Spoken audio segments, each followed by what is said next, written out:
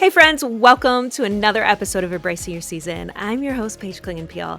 Thank you so much for joining me today. We have another amazing guest joining me on the show today, but before we introduce her, I want to tell you a little bit about HomeWord, the ministry that sponsors this podcast. HomeWord is a not-for-profit ministry reaching the world to help families succeed. We would love to invite you to become a partner. This is an exciting way to give back to support families across the world. Your prayers and financial support goes directly to make a difference in this. Your gift of any amount will help HomeWord continue to provide free podcasts, blogs, YouTube channels, and many other resources to help marriages and families succeed. We believe that you can reach out to parents and marriages to bring hope and healing that will change the trajectory of families for eternity. Your prayers and financial support is so important to everything that we do. So if you feel led, go to homeword.com and click the donate button. Okay, back to the show. My guest today is Donna Jones. You will know her from her podcast, That's Just What I Needed. And the book we're going to be discussing today is Healthy Conflict, Peaceful Life, a biblical guide for graceful communication and lasting resolution. Friends, we talk about conflict today. We all struggle with conflict. It is a part of our daily lives because we're humans and we're fallible and we make mistakes. But Donna walks us through some pretty amazing pieces of wisdom that I know will benefit you. So stay tuned to after the show where I share some of my takeaways from my conversation with Donna that I know will also equip you in your relationships. So join me now as we have a conversation with Donna Jones on this episode of Embracing Your Season. Well, Donna, thanks so much for joining me today. I know we're going to have an amazing conversation about all things conflict. Not usually something people really want to talk about, but you are knowledge base that we want to get more information about. So again, thanks so much for joining me. Oh, I am so happy to be here, Paige. Thanks for having me. So let's just dig right in. Conflict is one of those things where people think there's this negative connotation to it, but actually conflict can be a healthy thing. In fact, you even speak to this of how it can be a platform for personal development. Can you tell me a little bit more about that? Yeah, well, first of all, you're exactly right. When most people think of conflict, it's about the last thing they want to talk about. But it's such an important topic because we all have it. So the reality is we all have it, we all hate it, which means we all need to know how to handle it in a healthy way. Because when we don't, as everybody knows, you, me, everybody listening, that when we are in the midst of a conflict that is going south, we're consumed by it. We literally are consumed by it. I mean, we think about it in the shower when we're driving down the road, what he said, what we said, what we wish we'd said, Yeah. it, We replay it in our minds, right? Does we anyone else do do. that? You just think, oh, if only I had said this, Totally. And we always think of the best things after the fact, right? A day later. That's later, right. right? So, but it steals our joy and our peace and our witness to the world and our, happiness in our home. So, but if we handle it in a healthy way, two people who are in conflict can actually become closer after the conflict rather than become closed off. And I like to say the reason so many of us think conflict is bad is because, frankly, we never learned how conflict could turn out good. But once we learn that it can turn out good, then we have the tools to handle it and we're not so afraid of it anymore. And let's just face it, Paige, we shouldn't be afraid of it because it's part of life and it's never going Yeah. to go away. So we might as well learn how to handle it in a healthy and holy way. So before I go back to the statement that you just made about it making us closer, like you had pointed out how we have not learned how to Mhm. have healthy conflict. I know for me in my household, we had a variation of conflict styles. So now as a practitioner, I'm like, oh, I remember the time that it was passive aggressive. I remember the time that I was really aggressive and just passive, right? We had a spectrum and we translate that into our Mhm. own families, don't we? It just overflows if we're not more intentional about that. And so it's important to know family of origin, right? What your conflict style is. But tell me a little bit more about how it actually makes us closer when we do it correctly. Well, you're exactly right. We all do have a primary conflict style, and a lot about the way we learn conflict happens in our family of origin. So we either saw people walk away rather than work things through, or they yelled and screamed, and we end up repeating that, or we end up thinking, okay, I don't want to do that, but we don't Mhm. want to know we don't know what to do instead. So we really do need to know, okay, how did my family of origin deal with it? So in answer to your question about how conflict can make two people become closer, let me give you this illustration. So suppose that you and I have had this conflict. Let's just say that you said something that hurt my feelings. I didn't say anything about it, but I just stew over it and think about it and wonder, what did she mean by that? And why did she say that? And because I didn't ever really deal with it, it became like a brick between you and me. Well, one brick is not that big of a deal. But let's just suppose that a week later, you say something else that I think, now why did she say that? And that hurts my feelings again. But I just kind of avoid it, shove it under the rug, excuse it, or whatever. That becomes a second brick. And now it gets laid upon the first brick. And so, with every unresolved conflict, whether it's between a husband and wife, parent and child, a friend to friend, it's one brick laid upon another brick. And what happens is that those unresolved conflicts, they serve to be a wall. Eventually, it's a wall between me and Yeah. you. And so I can't even see you. I just see the wall of problems between you and me when I think about you. And that's why people in homes all across America think, well, this relationship is hopeless. This friendship, I just need to ghost this person. This parent-child relationship, I just don't see any hope for it, or my marriage, I don't know how it's going to get better. Well, it didn't happen, usually in one big explosive moment. It usually happens one small brick at a time, one Yeah. Wow. unresolved conflict at a time. And so what is really important to know that, somebody might be listening right now and they're thinking, okay, well, that's me. I have a wall between me and someone else. And what do I do? That feels so hopeless. Well, the great news is that wall comes down the same way it was built, one conflict at a time. Only instead of not addressing it or not resolving it or not working it through, it's you start learning to talk about it, work it through. And with every time that you resolve some sort of conflict, it's like you're taking one of those bricks and you're just removing them brick by brick until finally, we can see each other and then we can work through things. And then when there's no bricks between us, that's when we're closer and we're not closed off.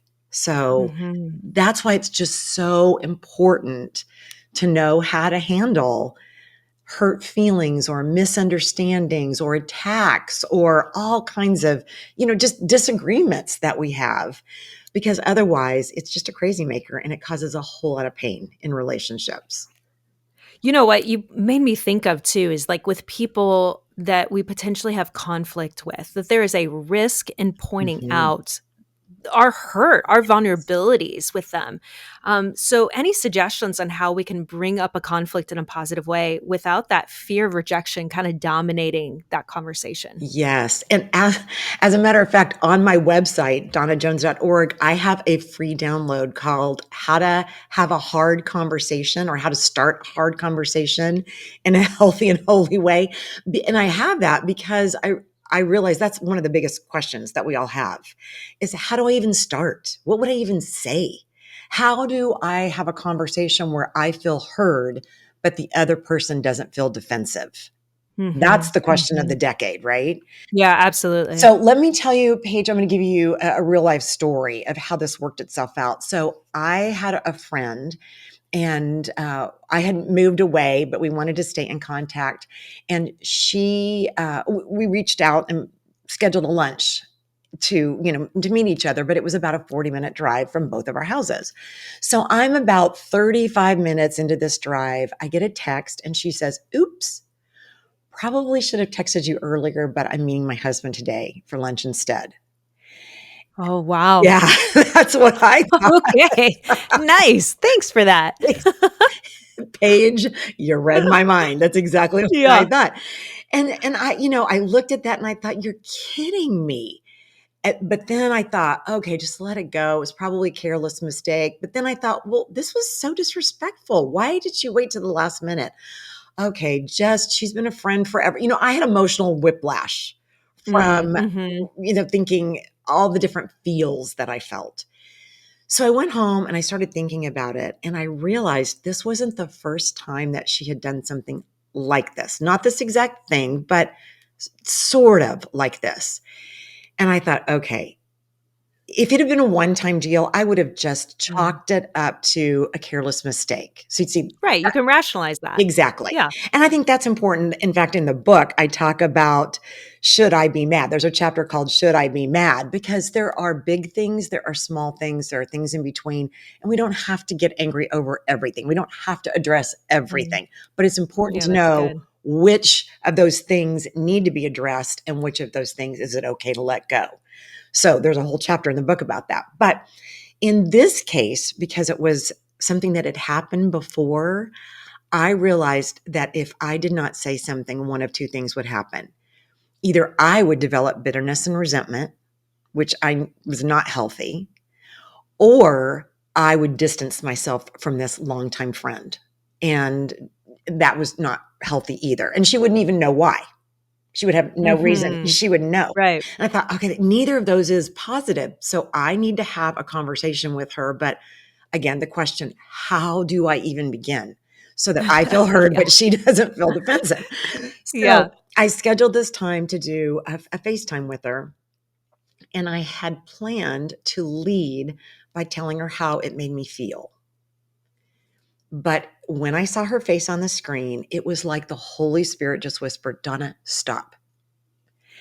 And instead, I led with listening. So, what I ended up saying, I saw her face on the screen and I said, hey, it's so good to see you. I've missed your face. I miss you. I miss our conversations. And she reciprocated. And then I said, tell me what happened yesterday.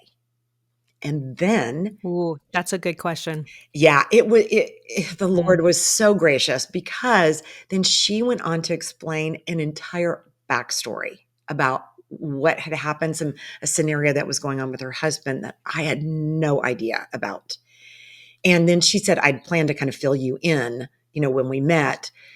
And so I listened, which gave me a piece of the information that I didn't have before, which then helped me formulate what to say next. So you see, so I started off with affirming her and our relationship. Then I asked a question and I Mm-hmm. listened and it gave me information. And then I was able to say, oh my goodness, now makes so much more sense. Do you mind if I tell you how it made me feel? And of course, Ooh, yeah. yeah. That And was great. then she said, of course. And I said, well, it made me feel dismissed and a little disrespected. And I said, I would have preferred that you texted me earlier, but if you couldn't have done that, I would have loved it if you would have texted me afterwards just to explain. I said, can you understand why that would make me feel that way? And she said, oh my goodness, absolutely. And then she said this. I thought this was so interesting. She said, you know what, Donna?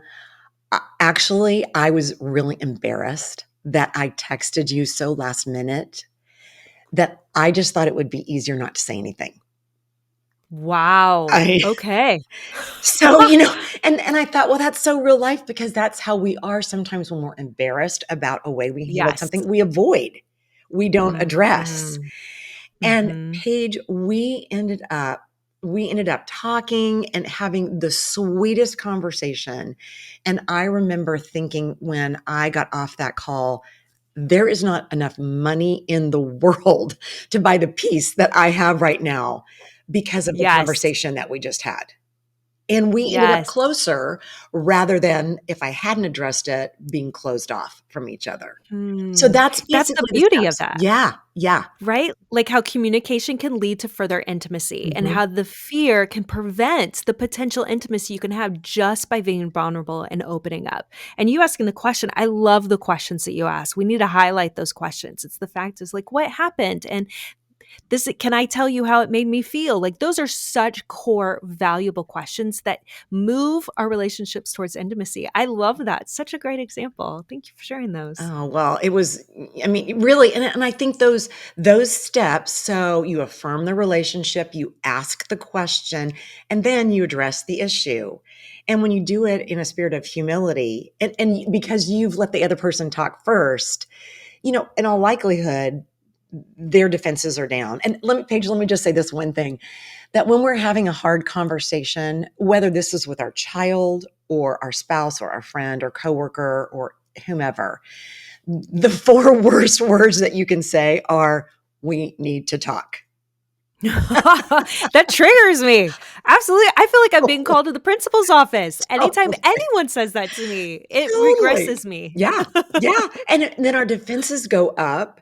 And the last thing that you want to have is a person that already has their defenses up when you're trying to have open communication. So I would just say scratch those four words because they're just not helpful. So you talked about like the relationship we can have with our kids. Like we are modeling conflict Mhm. resolution with our kiddos. So what are some like really good things that we can continue to model for our kids? I mean, you already listed questions, but what else can we show them so that they move on into a healthy conflict resolution as well? Yes. Well, one of the chapters in the book is called the single most important quality, for a relate or for conflict, or how no, the one quality where no conflict can be resolved well. And it's not an action, it's an attitude. And this is Mm, an attitude we can model with our kids, and it's huge. The attitude is humility. And okay. the reason I say that, and this is an interesting one because I think sometimes in parenting, we maybe dismiss the need for humility as a parent because we think, well, because we tether being humble with being humiliated, and they are not the same. Yes, ma'am. So being humble is thinking about what I say, what I do, how I respond. It takes the other person into account. So when I'm humble, that makes me a doorway for communication. When I'm being humiliated, that makes me a doormat for exploitation. And so Mm, it's really mhm, different. So humble people still speak their minds, they still say their opinions, they still correct their kids, they still get angry, but the way they do it takes the other person into account. So mhm, when mhm. so let me give you an example.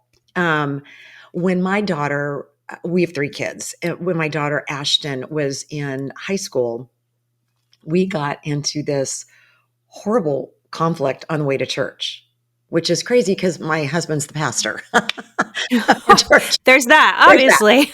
So there's that. but and as a parent, sometimes, especially parents of teenagers, our kids can do things that rightly upset us, anger us, and but the way I handled it was not right. And so her behavior wasn't right, but the way I handled it wasn't right. Now I had a choice. Mhm, I could have excused that and said, well, I only reacted because of her behavior. However, when I got to church, I remember, she went onto the youth group and I sat in the main service, and Paige, I could not wait until that service was over because I knew I owed my daughter an apology. And mhm. so It's I powerful. found her and I said, Ashton, I did not handle that the right way. And I want you to forgive me for responding the way I did. I said some things that were hurtful, and I didn't respond I didn't respond the right way. So as a parent, when we apologize, we are modeling humility, and we're teaching our children how to apologize, the importance of apologizing. And Paige, we're teaching them something really deep: Mhm, grace. mhm. We're Wow, teaching them yeah. grace because we talk so much about grace as believers, but the way we model grace, the way we live grace in our home, is that we allow for imperfection. We understand that there will be conflict and that when we handle it incorrectly, we seek to be forgiven and we extend forgiveness. Hmm. That's Oh grace. gosh. Love that. And so, my sweet daughter now, she just got married 2 months ago, and I look at her, and she is a person who readily apologizes. She's a person who Hmm. is Yeah. humble. So I don't think you can go wrong in being humble when you really understand that humility comes from a place of strength. It's strength restrained, but it is the way we model grace. Hmm.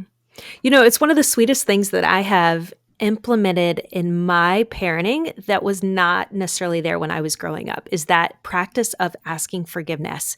I think what was so frustrating, and I know kids get this too, is that they know parents make mistakes, but there's this dissonance, right? There's this confusion. My parents aren't admitting mistake. In fact, they're making me the crazy one that I'm upset about their violation of my respect or honoring me, and making mistakes.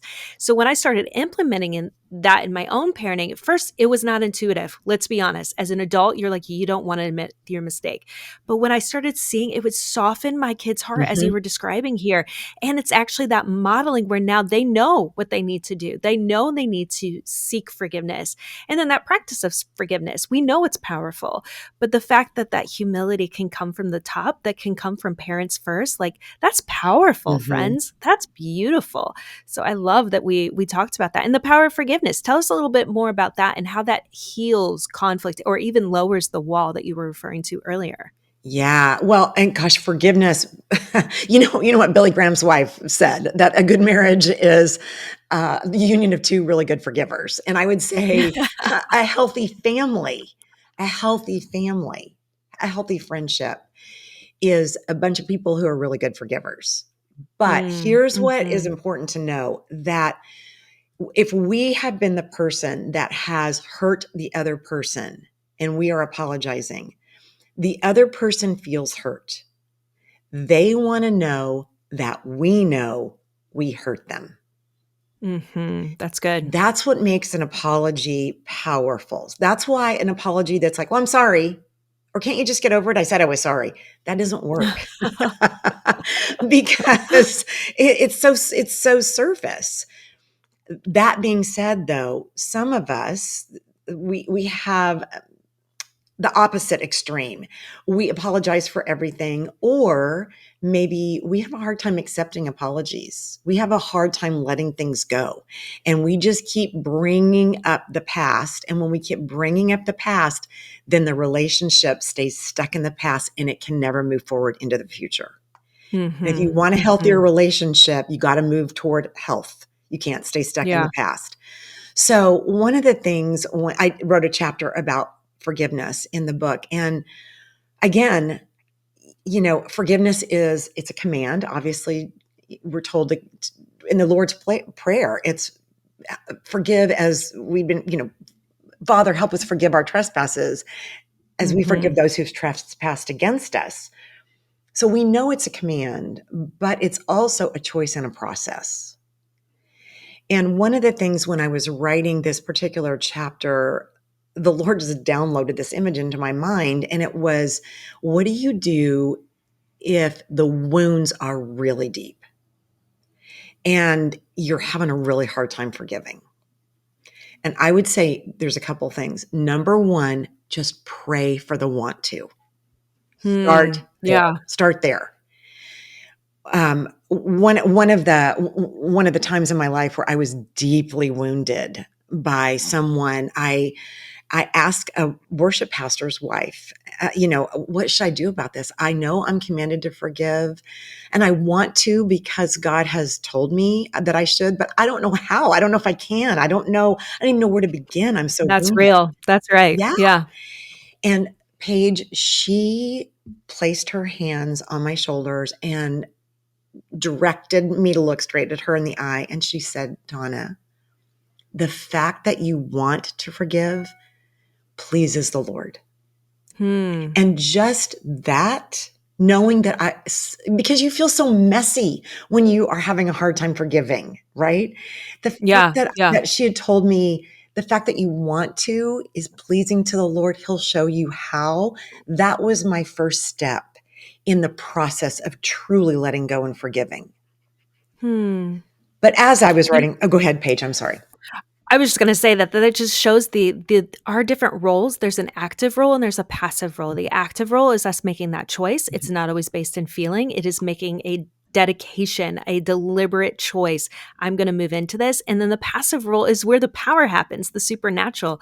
God will take care of the rest, right? Transform our hearts, heal our relationships, give us the words and the wisdom. That's so good. What a great recommendation of our roles in this case. I love that. I love that your insight on that, the passive role and the different roles. That's so good.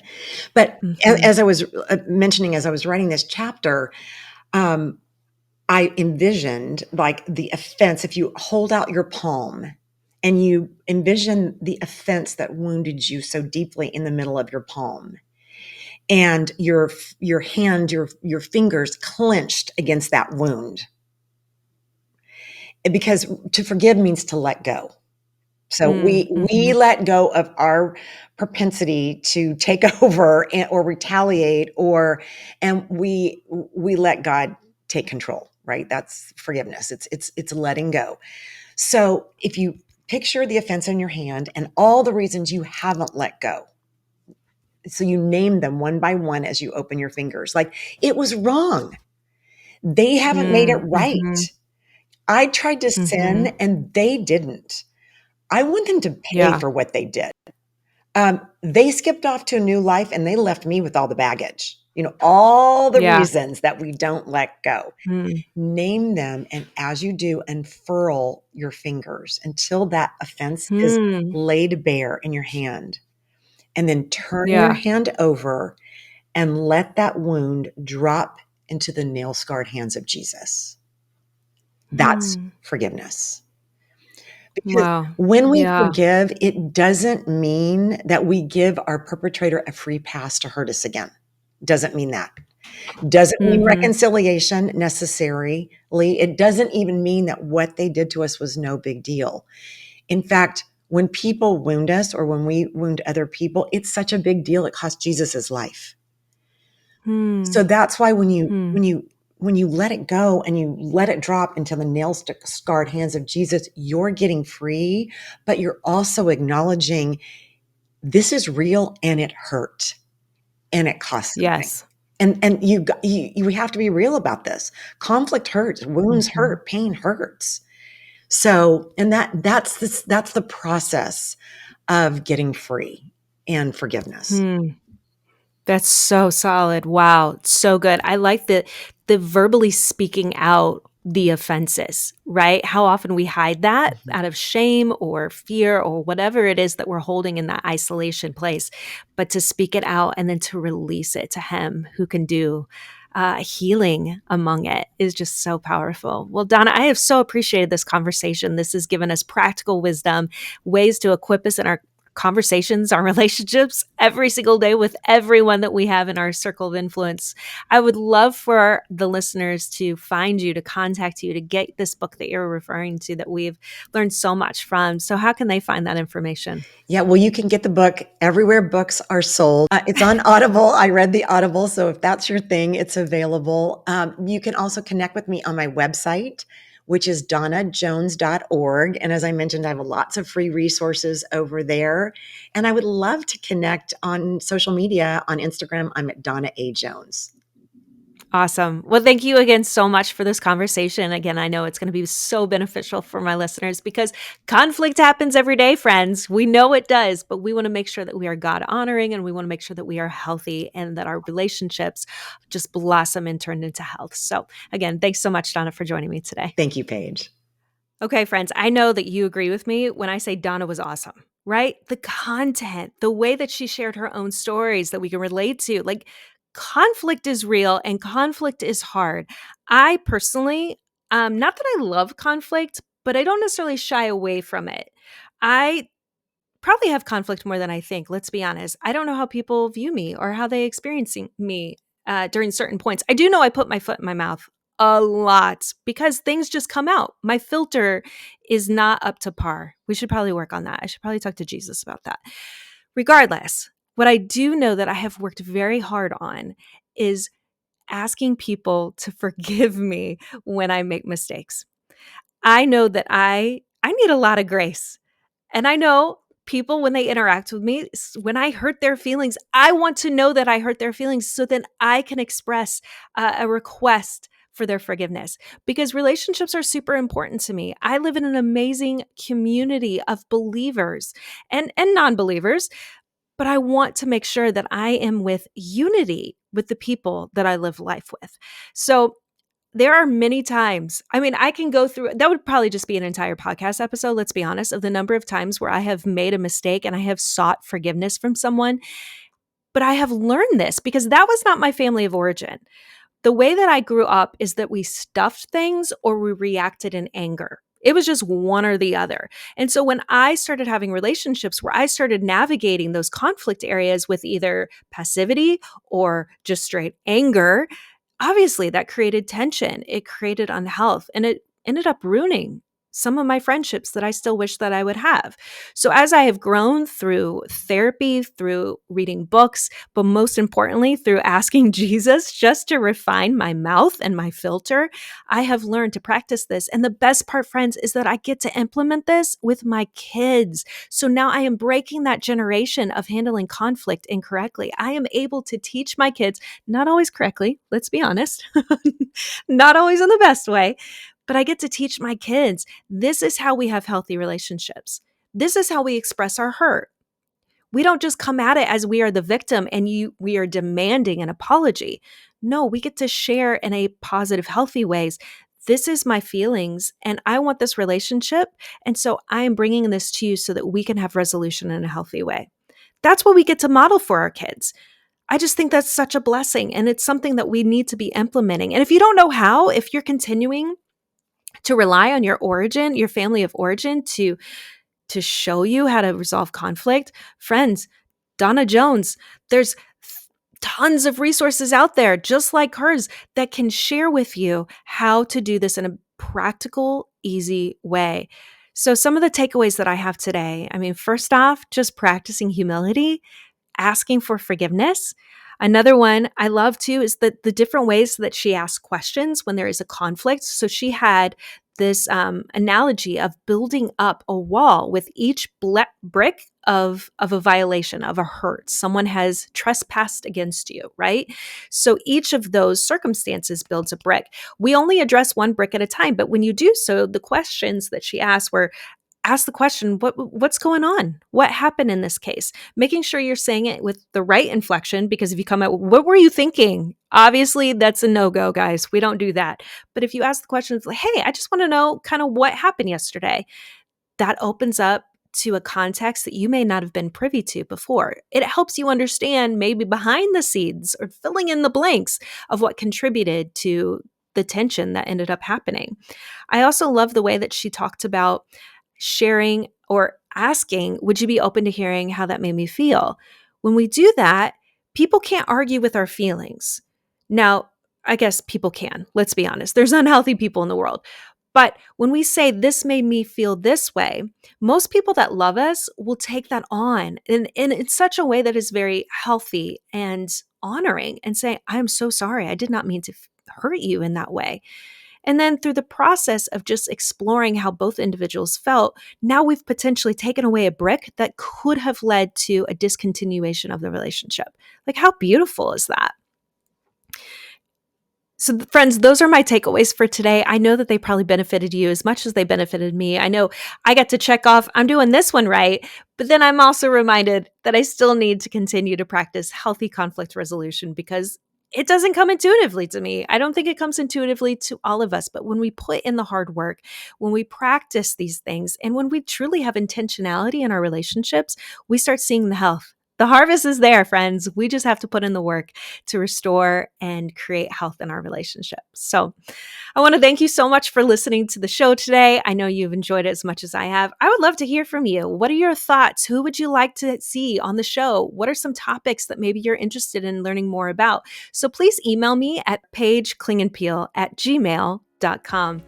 Of course, continue to stay tuned as we have amazing episodes with guests who give wisdom and encouragement that will equip you and your families so that you be healthy and happy and have hope.